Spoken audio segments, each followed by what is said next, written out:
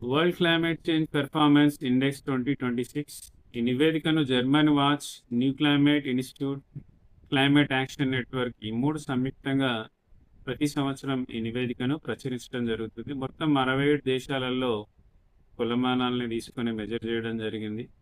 Global ర్యాంకింగ్స్లో మొదటి 3 స్థానాలు అనేవి ఏ కంట్రీస్ కూడా రీచ్ కాలేకపోయినాయి. 4వ స్థానం అనేది డెన్మార్క్, దాన్ని మనం ఫస్ట్ ప్లేస్తో చెప్పొచ్చు. 5th place Morocco, 2nd place. 6th place United Kingdom, 3rd place. India యొక్క ర్యాంక్ వచ్చేసి 23rd. లాస్ట్ ఇయర్ 2025లో దీని ర్యాంక్ వచ్చేసి 10th. ఈ సంవత్సరం ఇంకా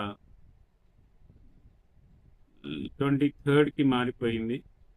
లాస్ట్ ప్లేస్లో 67వ ర్యాంక్లో సౌదీ అరేబియా ఉండడం జరిగింది. 65వ ర్యాంక్లో యునైటెడ్ స్టేట్స్ ఆఫ్ అమెరికా, 64వ ర్యాంక్లో రష్యా ఉండడం జరిగింది. వీటితో కంపేర్ చేసుకుంటే ఇండియా అనేది కొంచెం కాస్త మెరుగ్గా ఉన్నట్టుగా మనకు కనపడుతుంది. ఈ సూచీని మెజర్ చేయడానికి తీసుకునేటటువంటి అంశాలు ఏం తీసుకుంటారు అనేది మనం ఒకసారి అబ్జర్వ్ చేస్తే, గ్రీన్ హౌస్ రిలీజెస్ ఏవైతే ఉన్నాయో 40% వెయిటేజ్ ఉంటుంది.